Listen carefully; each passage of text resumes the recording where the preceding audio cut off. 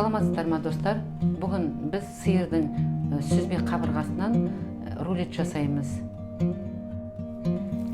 Мен сүзбе қабырғаны алып, тұздап, бұрыштап, ұрып, бір плоский қылып, осындай жасадым мынандай қылып.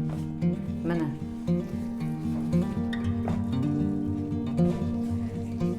Осындай етті, осындай кусок етті, ортасын кестім, аштым. Үстінен ұрып, бұрышты салып, мұны рулетке дайындадым. Енді қазір рулетті ораймыз. Енді чесногын саламыз. Біз етімізді алдын ала бұрыштап, тұздап, дайындап қойдық.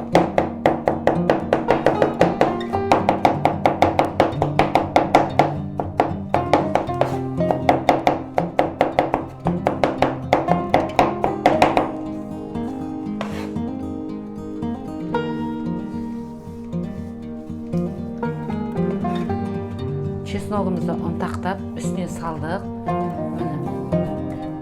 Енді мынандай капроновый жіп аламыз, қайшы, рулетті орап, сосын дайындаймыз.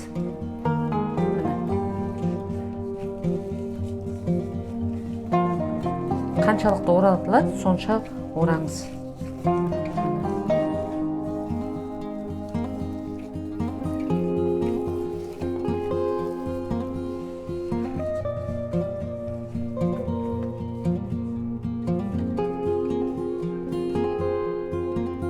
Енді жіппен байлап рулетімізді қысамыз.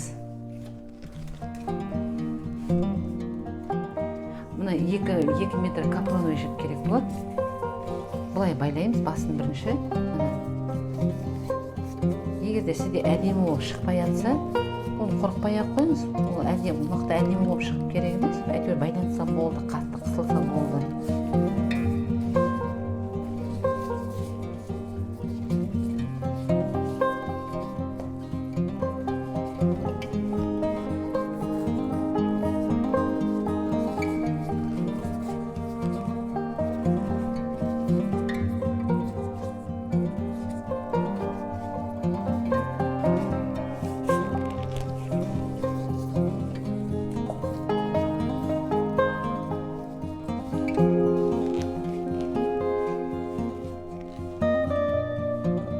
Сиыр етінің сүзбе қабырғасынан дайындалған рулетіміз дайын болды. Міне қараңыздар.